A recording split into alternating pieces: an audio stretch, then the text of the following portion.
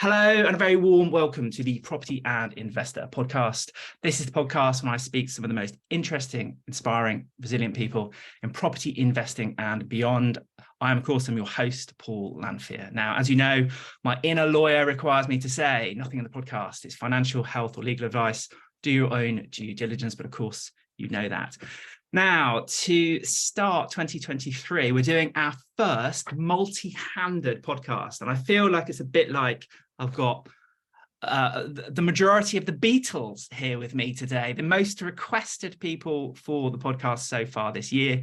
I was just saying to the chaps, I don't actually do requests, but on this occasion, I have relented because the force of the public was such that, I felt a mutiny on my hands. Anyway, this is genuinely done by request. Lots of requests to have these guys on, and you'll no doubt see in the next sort of 40 minutes or so why. So we have got Adam Lawrence, Tony Houlihan, and Rod Turner. Welcome to the podcast, gentlemen. How are we all doing? Thanks for having us, Paul. Well, thank you. It's an absolute pleasure. So we're gonna take this as a bit of a blistering pace because we've got a hard stop in about 40 odd minutes. So this is going to be a blistering pace. So in this order, Adam, Rod, Tony, give us your property CVs. So what you do in property, give us a bit of geographic location spread, and that will just set the scene for the rest of the podcast. So Adam, do you want to kick off for us? Okay, so I've been involved in about 550 property transactions, most of which have been buy to hold, although I have disposed of a reasonable amount of stock these days, the majority of which I got rid of last year in 2022.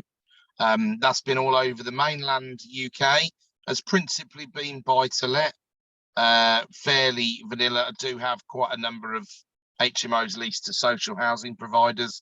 I've been relatively location agnostic. I've chased yield, and also I've bought and sold what's approaching around about a dozen limited companies as well, most of which have got a very strong property flavour to them, but the occasional one that hasn't. Very good. Fantastic. Rod, give us the intro. So I'm based in London, but like Adam, operate all over the UK. My background is predominantly development. So I would develop to sell from around kind of 2006. And that switched to a more focus on investment side. So holding properties, again, with a development angle. So developing out and then holding them. And that is a mixture of residential and commercial. Fantastic. And of course, you are the able podcast host of the Rodcast, which we'll come back to towards the end of the episode. And Tony. Morning. So I feel like the new boy out of the group, or the band, as you put it earlier.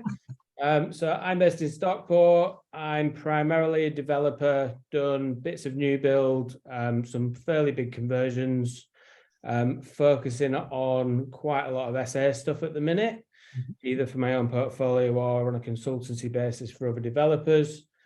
And I'm pretty much focused on the Northwest. I do dabble outside, but not very often.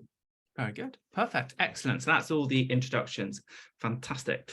So let's get into like one of the first subjects of today, which is kind of the macro view, the big picture view.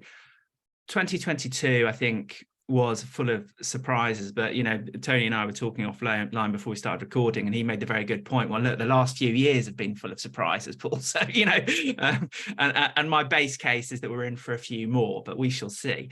But let's start with the big picture view, the kind of macro view, where we are in terms of the economy, the environment in which we all operate. Obviously, last year we had multiple changes as Prime Minister. We saw inflation like not since like the 1970s and all the rest of it, but where are we right now? Let's take this snapshot in time, and we'll come round each of you to get your thoughts. So Adam, we'll start with you. Give us your overview. Like, where do you think we are in economic terms, in terms of the themes that we had from last year: inflation, energy, cost of living, you name it. Give us give us it warts and all. Give us your honest take on where we are now. Well, I think we've got inflation falling now.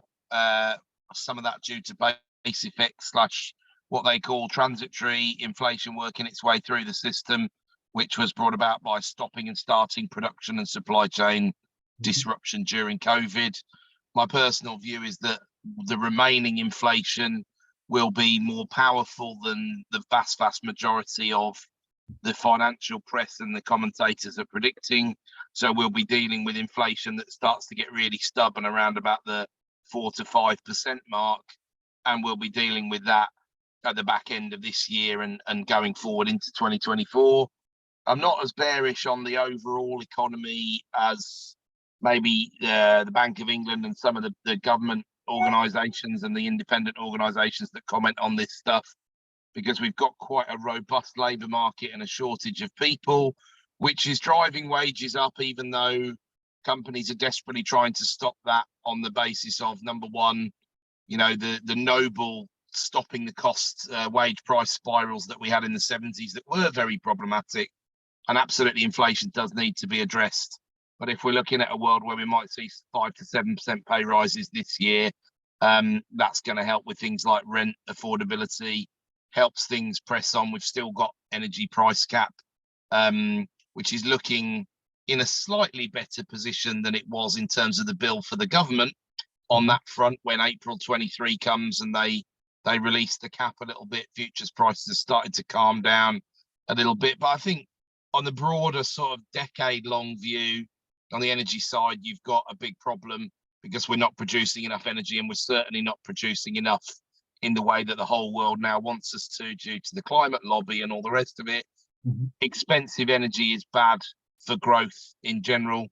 We've got a pretty limp economy in the UK going forward, with a 1.5% growth rate as a realistic steady state. We're not quite in the sort of Japanese economy way yet, and we're still getting a lot of people wanting to come to the country.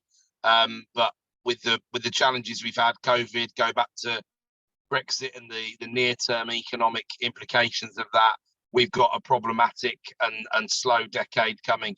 That doesn't necessarily feed through into particularly poor asset price performance, but asset price performance post-pandemic, I'm going back historically, hundreds of years, because that's the data that we've got. We haven't got a comparable really within the last 100 years, so you have to take this with a bit of a pinch of salt. But generally speaking, capital doesn't perform as well as it has done, whereas in the 2010s, assets performed remarkably well because we had so much cheap debt. The era of that super cheap money is truly over, although I think we've got the base rate largely under control now, and we're going to see a range between, say, 2 and 5% that we trade in over the next 3 to 5 years, notwithstanding a black swan. And I'll leave it there, Paul. Okay, fantastic. So it sounds like you think we now have, like, I don't know if it's the right way to put it, but like structural inflation, like inflation that's going to be around for a persistent period of time, if not indefinitely. What do you put that down to? Like, I appreciate there's variable factors, but if you had to like nail your colours to a mast and say the causes for persistent inflation going forward is, what would you go for? Oh, the primary cause would be that workers feel they're trying to catch up. So ultimately, that plus the tightness of the labour market, where there are so many vacancies. So we went from a world where 700,000-800,000 vacancies was kind of the top that we ever had, to one that last year we had about 1.5 million, and we're still at about 1.3 million, and nothing has markedly changed. So the Great Resignation is part of that. There was stimulus money. Some people took the time out and decided they could take early retirement. They didn't need to be doing these demanding jobs anymore. There's also a little bit more time because of all the people that are working from home. People are talking about the financial implications of that, but it also gives more time, and people have a bit of a rethink. And I think that's sort of very, very rare, probably the only time in our lifetimes where we've all had a bit of a hard stop to reevaluate a whole lot of stuff, has meant that behavior has changed. And also, you'll have seen over the last 12 months, when it becomes entrenched in the system, it's actually a lot easier to put prices up than anybody realized that it was. So there was all this stimulus money that was out there. The household balance sheets went up by nearly £1 trillion over the course of the pandemic, because the stimulus not only benefited and went directly to people, which is very, very different from what happened in the 2010s when the Bank of England quantitative easing, it primarily went to banks and asset owners. This time it went to everybody. Now, it might still have gravitated itself largely to asset owners, but that's a slightly different. That's a bit like the argument of, if you took all the money off the 100 richest people in the world, where would they be in 3 years' time? The likelihood is they probably all be very, very wealthy again, realistically. That's where the money's ended up. And what that's meant is people have been able to put prices up. Companies have been doing it even when they haven't had the cost pressures they've been claiming to. That's certainly happened in the building trade massively, and has now started to abate slightly. So the transitory piece that's passing is that we still have competitive markets where people want to sell into, but the cost of delivery, the cost of people, the cost of everything, that's up permanently and creeping forwards. As if you ask, there was a YouGov poll the other day asking people what they thought a fair pay rise was, and people think, and of course that's like turkeys voting for Christmas or the other way around, but they said 9%. They said 9% would be fair. But then the problem with that would be, if everything goes up 9% to allow for those wages to be up 9%, then we've got inflation at 9%. And then no one's clawed back any of that row back in the cost of living last year, which is measured as about the thick end of 3% that people are behind. So this wages are always notoriously sticky. You know, once they've gone up, it's very difficult to get them to go back down. And so what they've got to do is change the rate of change of wages going up. But people have been told, well, you need to wait. And, you know, the Low Pay Commission has already given its view for 2024 that minimum wage will need to go up another 6.3. I think that gives you a relative, that's probably the best insight we've got for where inflation will still be in 18 months' time, 15 months' time. And it'll probably come back at 2025 at 4% or so. And that's where we'll be, in my opinion. And it's very, if you look historically at when we've had periods of significant inflation, and you could look at the 90s, you could look at the 80s, you could look at the 70s, there's different ways in which it worked through the system. But there's always an element of persistence, whatever the initial cause was, whether it was energy prices, oil, etc., whether it was massive currency fluctuations when we left the ERM. You do not see these sudden spikes and then complete, you know, these forecasts where the OBR and people are saying that inflation will be 0% in 2024. I just don't know how their models work. But what I'll tell you is, in these circumstances, these models don't work because they're not trained on a pandemic and a gigantic amount of stimulus and the fallout effect. And so it just goes to, it just doesn't work for me. But you need to see what's in front of you rather than trust what's coming out of a computer model that's not trained on the right data set.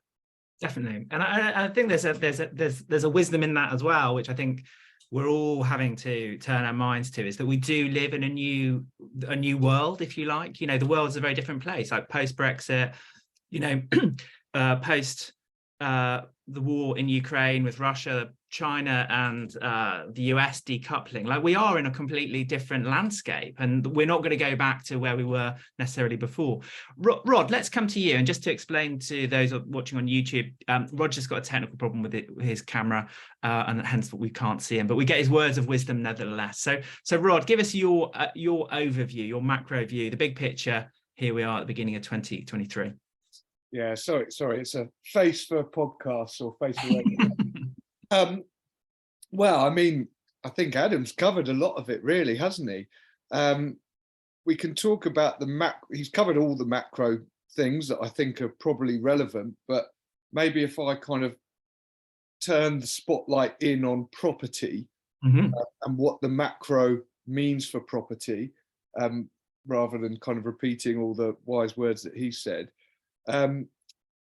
Really, when we're looking at property in the UK, it's a bit different from other areas. So people often talk about the US and the property markets there's like residential and things like that, but they are quite different in the UK. And what we've got to remember is they're very based on affordability. And affordability for residential property is not just earnings as a multiple of house prices and vice versa. It's really about the start of that property ladder, which is from a first-time buyer's point of view. Because to get first-time buyers into the market, they buy with debt. And so what we're really looking at is the upfront costs as a percentage of a first-time buyer's income, and also the mortgage servicing costs as a percentage of a first-time buyer's monthly income. And what we can see looking back since mortgage data started in kind of the very early 80s is that there is a ceiling to that. So it's all well and good people talking about supply and demand, but that's just one element. And actually, if people can't afford the properties, supply and demand is a bit irrelevant. So everyone says, well, look, we're on a tiny island, and actually there's a massive demand for houses, which there absolutely is, and there's far too many families, like the amount of families or households, households is a better word than families, sorry, the amount of households is growing, despite what people talk about the birth rate and things like that. And that's a contribution of net migration to the UK. Over the last 12 months, we had over 500,000 net migrants come to the UK. But it's also things like families are getting smaller. People are not staying married as long. People are moving out. People are living in smaller households together. So that is another increase in terms of our demand for housing. But what's really important is if people don't have the money available, then one of two things happen. Either they don't buy the house or the property and get on the ladder, or prices need to come down to meet what they can afford. And that's what we've seen when some of those metrics that I talked about reach a certain threshold. Now, it's probably important to say that when we look at averages in the UK, it's not very helpful, because we might talk about Scotland and the average kind of rent being X amount, or the average mortgage cost being X amount, but it could be very different in Southwest London, for example. So again, it's important to look at these different areas. Now, if we look at, say, London versus other parts of the UK, what we can see at the moment is first-time buyer affordability is very, very stretched. And that's obviously because of what's happened with the interest rates. And what's happened with interest rates is based on the UK gilt market, swap rates, all these different things. So people kind of, there's a bit of a misnomer about kind of base rates and what that means for mortgage rates. People often kind of talk about, oh, the base rates are going up, therefore my mortgage is going up. And actually that's not quite true. That's a small percentage of the story, because when we're looking at mortgage rates, we've got different types of mortgages. We've got things like tracker mortgages, variable mortgages, and fixed mortgages. And if you go back 20 years, the majority of mortgages were tracker and variable. Now, I think it's over 85% of all mortgages are fixed. So what's quite important is looking at how those mortgages are priced. And that's done over a long term. So if you're getting a 5-year fix, what happens is the market looks at where they perceive the overall average rate of their borrowing. So you might get a bank that's lending to you for X%, but they're looking at what margin they're making on their money. Now, this goes back to how that bank or institution gets its money. Does it get it from, i.e. the Bank of England, the government, through the base rate, through borrowing at that, or does it get it through people making deposits, savers doing deposits? And that's a big difference, because actually what can happen sometimes is, for example, when base rates were last at 6%, the average 2-year fixed mortgage was actually below 6%, it was 5%. And the reason why that happens is those banks were making more of a margin from taking savers' money and, say, giving them 4%, and then lending it out at 5%. Now that's a 20% margin they're making. So they don't need to be borrowing off the Bank of England at their base rate to actually make money.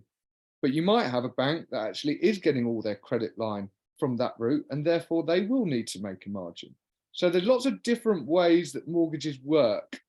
So focusing too much on the base rate can sometimes be a bit tricky, but also it's looking at what that base rate's going to do over the period or lifetime of that mortgage, because that's then how they price it. And then we can go into things like swap rates and that sort of thing. So the gilt market is a good reflection of that. So what we can see at the moment is London is unaffordable for first-time buyers. That is causing a problem. It can cause one of two things to happen: either prices come down so that they can afford it, or wages go up so that they can afford it. It's those two things are going to happen. And what we're seeing is wages are creeping up, but are they going to go up in time? Yes, there's a supply problem because housing starts have reduced massively.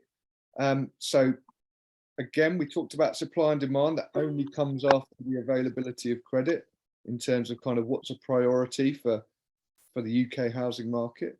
So we can see that London, that's a difficulty.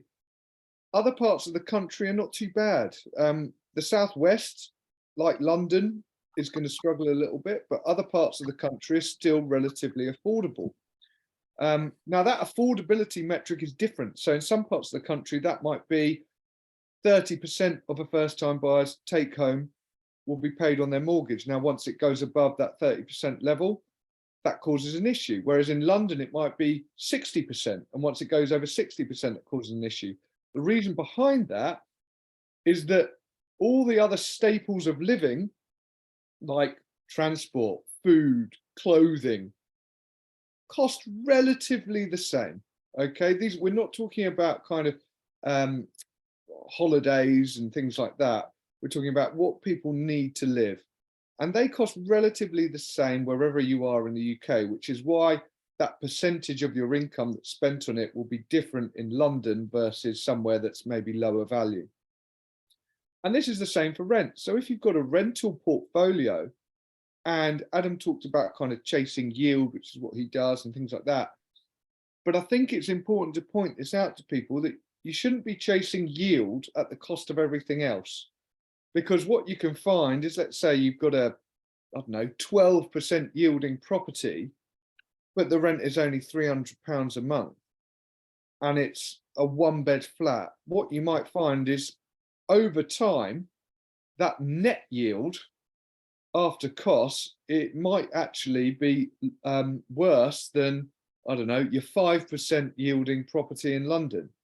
And that's because when you've got smaller units, you've got more transient tenants, you've got lower deposits, which are less motivating for people to look after the property. As people move more, it causes voids, it causes maintenance issues, because then you've got to remarket it and fix any smaller problems that you might not have with an existing tenancy. You've got a huge amount of issues that arise. And also, any maintenance problems are a much bigger proportion of, one, the rent roll, and two, the capital value. So again, these are all things that kind of people forget. So, and it goes back to kind of, you see things in the newspaper, oh, why should benefits go up by 10% when, I don't know, nurses' pay would only go up by 5%? Now, the reason for that, well, there's two reasons really. The first reason Adam alluded to in terms of the wage price spiral.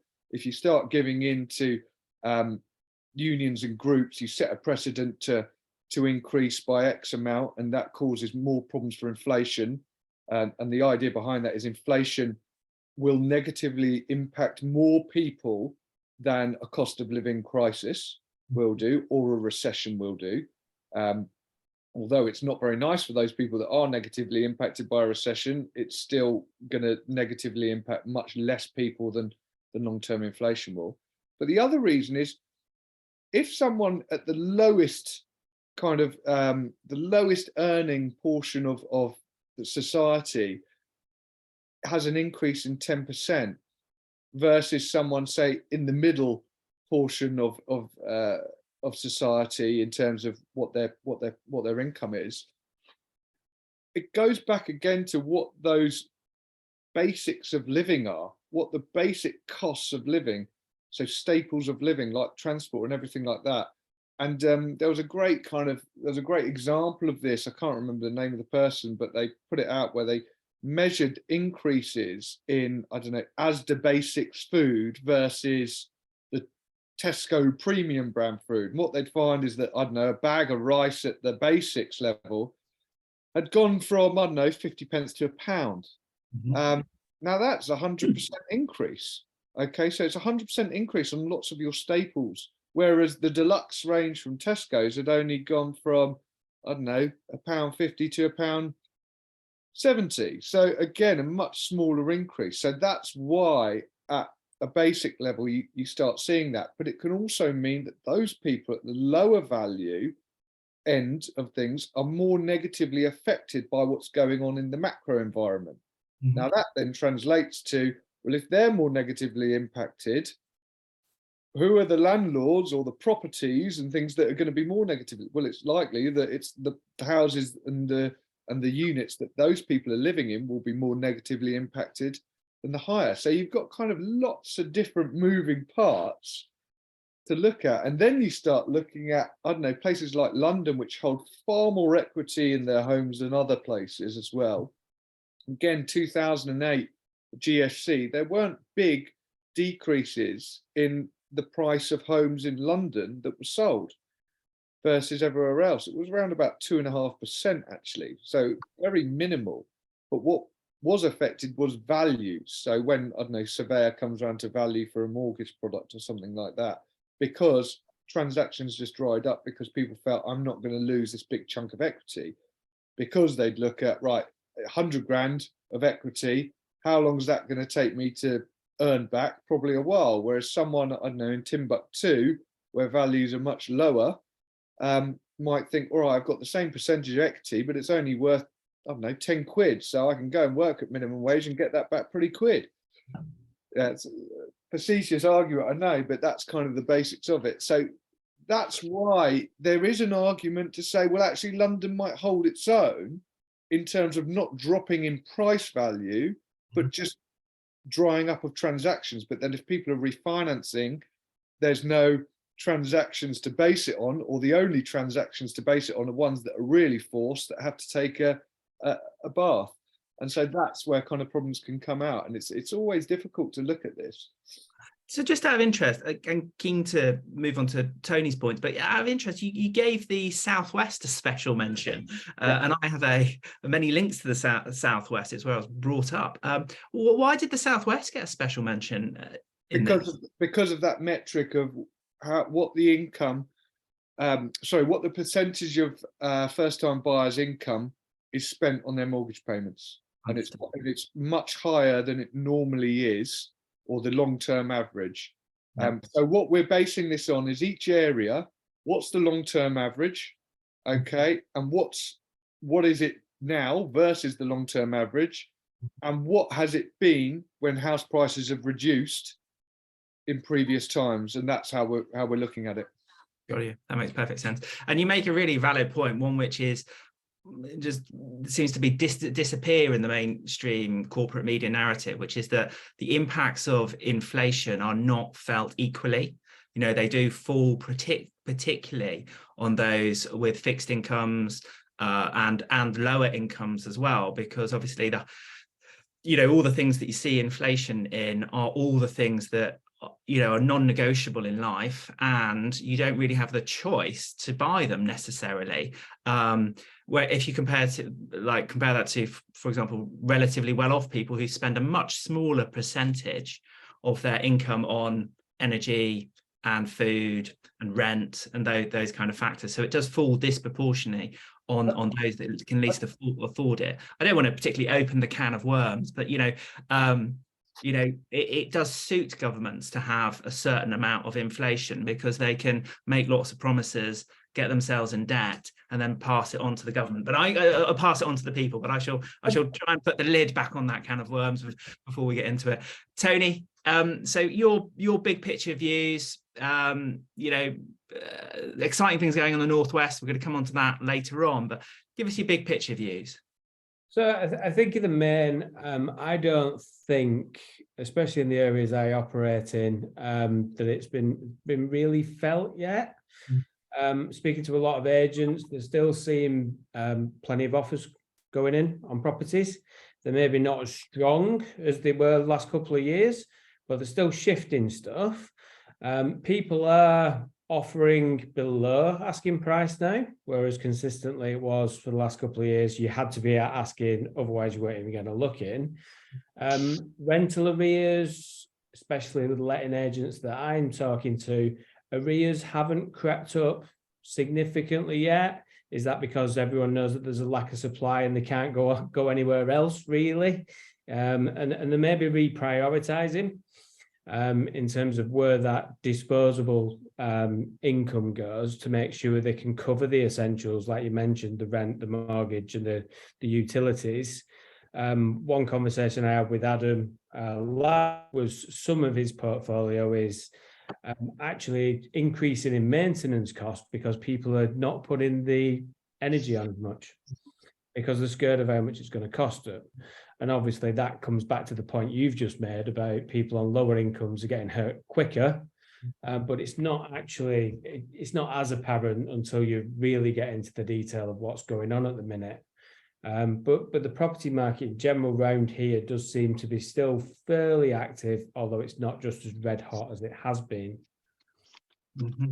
Okay, and that makes sense. And you make a point about obviously tenants, arrears not taking place. I think one of the really interesting mischaracterizations in the wider media is this, the demonization of the relationship between tenants and landlords.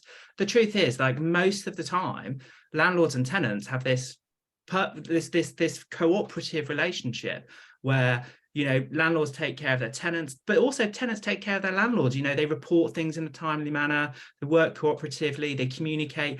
But that is, if you look at a normal portfolio, like 99% of the time it's operating fairly smoothly with everybody working together. But you wouldn't get that, would you, from reading the front of various newspapers? But I mean, the reason people continue to pay their rent, obviously there's of course the legal implications, but also it's because it is a cooperative relationship in the majority of cases, because otherwise we wouldn't do it, would we? Well, I think just on that point, it's quite important to look at what the makeup of tenants are now versus the makeup of them 10, 15 years ago. And what you've seen in the PRS over the last decade or so is a massive flight away from benefit tenants or DSS or whatever you want to call it. And the reason being, several reasons, but essentially from a landlord's point of view, what they're looking for is someone to pay the rent on time and someone to look after their asset. And what you found is, rightly or wrongly, with that demographic, the second part of that and the first part were sometimes at risk. And that's because of all these various changing systems that meant that people were not getting paid on time. So people did move away from that demographic. Now, what that meant is the private rental sector was more heavily into higher earners of the rental department. And then what happened is the social sector took up the slack. And so that's why it could be 99%. But if you go to housing associations and council-owned properties, which makes up, I think, about 80% of all rental properties, it's a completely different story. And so I think it's important for people to differentiate between what the rental sector is. Like I said, the majority of homes in the UK that are rented are owned by housing associations or councils, and landlords, and I'm using inverted kind of fingers here, is the private rented sector of the majority of the tenants, of which are have income to pay it, not through benefits. And that has massively changed over the last decade. Yeah. Okay, so just keeping one eye on the time and aware of our sort of hard stop in about 15 minutes. So let me try and drag out from each of you a prediction. So if we had a bit more time, I'd probably get a few more predictions. But you know what? I'm just going to take one from each of you. So, and now if you don't like the word prediction, as I know so many people don't, for good reason, we human beings are reasonably challenging at making good predictions, but if you want opportunities, you're welcome to use that language instead. So Adam, give us a prediction for 2023 or an opportunity. The choice is yours. I think I'll take the headline one to start with. Then I think house prices will end the year roughly where they are today on a nominal basis. So going back to Rod's point of fact and what we both discussed earlier, wages up 5, 6, 7%. So they're 5, 6, 7% more affordable, depending on what happens to the price of everything else. And that in a backdrop of inflation probably being around 7, 7.5. So I've nicked 2 predictions there, haven't I? Really? So well, I'll definitely take those. So just to, I suppose, just to test that, or at least to get your view of it. Then, so it wasn't that long ago that Lloyds Bank put out a press release, saying that we're going to see -8, -10 potentially. Are you putting that down to just nonsense, scaremongering? What's your thoughts? And just people who are trying to predict things who are not good at predicting things in a backdrop of secular inflation and transitory inflation. So they aren't putting 2 and 2 together. What you're saying, if prices go down 10% this year, I don't see me being too far wrong about inflation one way or another. There's obviously a couple of percent within that, but I'm fairly confident within that range. So prices go down 10 and inflation is 7. They've gone down 17 in real terms. Now, go back to what Tony's just said. Just because we've gone from a red hot, white hot market to a maybe a little bit trappy, but maybe more of an arm wrestle between the buyer and the seller in terms of pricing, a fair market, a sideways market. I don't see, and we've had some terrible news on the interest rate front since October and Liz Truss's efforts in 2022. Where's this black swan that's going to now sink the market from where it is today? Wages are going to be up 15% since the start of the pandemic by the end of this year-ish, something like that. So if prices were up 25, we haven't got that much more unaffordable. And Rod did a lot of work on this pre-pandemic. They weren't looking particularly unaffordable in the first place. It's obviously drawn out what's changed over the last couple of years. But as he said correctly, in a lot of the rest of the country outside of the southeast and Bristol, affordability is not the primary issue, but it is the primary driver alongside affordability of credit as well as affordability of housing themselves. So I think they're just, and to be honest, Paul, if you go back and look over the last 10 years at all of these predictions, they're rubbish. Their records are awful. Nobody holds them to account for this, but they're rubbish. Well, keep calm and carry on. Maybe the message then. So, Rod, give us your prediction or opportunity for 2023. I think now an interesting point of Adam kind of talking about real pricing and things dropping kind of in nominal versus real and going down by 17%. London is still in real terms priced lower than it was in 2014. Now, when you factor in that actually the pound is much lower than the dollar, if you're buying with US dollars, i.e. if an American is looking to invest in London property, they're actually getting almost a 50% discount compared to what they were getting in 2014. So that's another thing that can help. So I expect transactions to really lower in London and the Southwest, but I don't expect values to drop more than 5%, just transactions there. And I also expect an influx of foreign buyers in London by the end of 2023. Okay, very good. Excellent. And Tony, your prediction or opportunity for 2023? So I'm going to focus on opportunities because I'm not very good at predictions. In terms of opportunities, I think obviously the news around levelling up this week that's finally come is good news for property and us as investors. I think there's some very good news for specific hotspots around the UK. I do have a slight bias here because I am doing some projects there, but for the Northwest, Morecambe has sort of come out top dog in terms of the awards that have happened. Eden will only open in 2026, but the amount of infrastructure and investment that's going to be created by that and the ripple effect around the whole of the Northwest is just fantastic. So for those that have missed that article, you know, we obviously have listeners from all over the country and indeed all over the world. Just give us like 60 seconds on that new Eden project announcement over in Morecambe. Just give us the just give us that in a thumbnail sketch of that. Okay, so it will become the North's biggest tourist attraction. It's going to be similar to the Eden in the Southwest, which has been established for quite a long time. It's £100 million project, just the actual park, of which 50 million has been awarded from grant funding from the Levelling Up stuff. So what this means is obviously the project was, heavily subsidised, but it means they can get going with it really quickly. Construction will start this year, which obviously means we've got construction demand in the area is going to go up.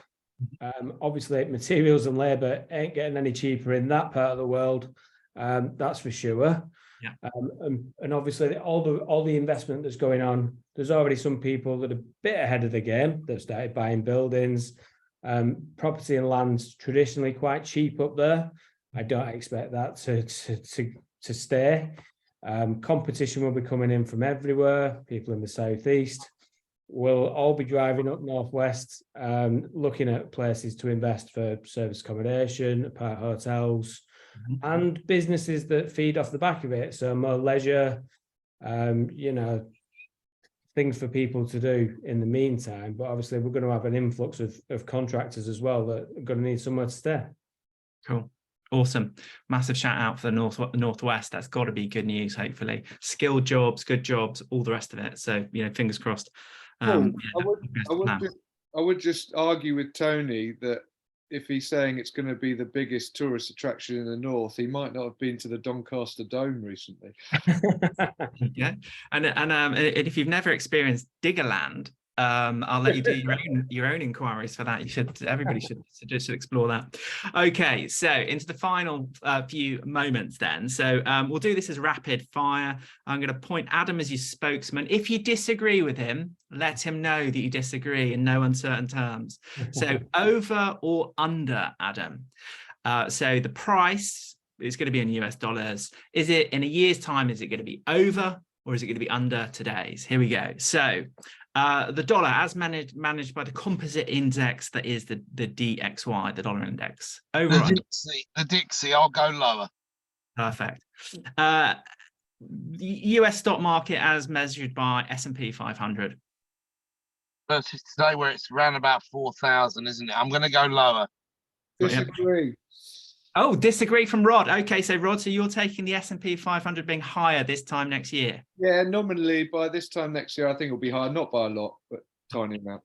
Perfect. Gold. Higher. US oil. Higher. Bitcoin. Higher. Let's say US technology stocks as represented by Alphabet. Higher. There you go. Perfect. Right. So in 12 months' time, gentlemen, we shall see how you've got on. And we'll make a careful note that Rod disagreed with Adam about the S&P 500. Now, conscious to let you go in good time, because I know you've got other stuff to get onto. So just what's the best? So just we'll go around each of you just to complete. So just direct people to the best way to connect with you, or anything that you would welcome them taking a look at. So we'll start with you, Adam. What's the best way for people to connect with you, and is there anything you want them to point to them? Connect with me on LinkedIn, Adam G. Lawrence. I post the Sunday supplement that I write up, 2,000 words plus about macroeconomy, property market, sometimes other fairly random thoughts, sometimes when I indulge myself. That goes out 6:30 on a Sunday morning. And check out www.partners-property.com, which is a network I co-founded that these guys are also involved in, which will celebrate its 6th birthday this year. Congratulations on the 6th birthday. That sounds great. Thank you, Adam. Rod. So you can find me on LinkedIn, Rod Turner, and I host the podcast called The Rodcast, Property, Business and Investment, all about real estate and investment and businesses. So yeah, just give it a Google and have a listen. Perfect. Well, I'll put that in the show notes. It's an excellent podcast and I highly recommend people to seek it out. Tony, looks like you're getting the final word. Where do you want to send these good people if they want to connect with you or explore things a bit further? So again, the majority of my stuff's on LinkedIn. I post varied content on there regarding different bits of property I'm involved in. I also do quite a lot of networking across the circuit. I tend to favour a lot of the independent meets around the country. So I'm regularly at those sort of places. Fantastic. And you've got your own meeting in Manchester as well? Yeah, so it is the Partners in Property meeting that Adam mentioned. I'm the co-host of Manchester. So that's the 3rd Friday of every month. If anyone wants to come and check us out, drop me a message. Perfect. And we were talking just before the podcast got started, like one of the things that has really, really worked for me well is to network out of area. You learn loads of new stuff, you meet new people. So I would highly, highly recommend, like, even if you're not over in Manchester necessarily, or the other locations, you know, go out of area at least once and just see what has happened. I've got huge value from networking for an entire year in a different location. You meet new people, you hear new voices, see different opportunities. I highly recommend it. Look, gentlemen, thank you so much for coming on the podcast. It's been an absolute pleasure. I'll make sure everything goes in the show notes. Thanks for having us, Paul.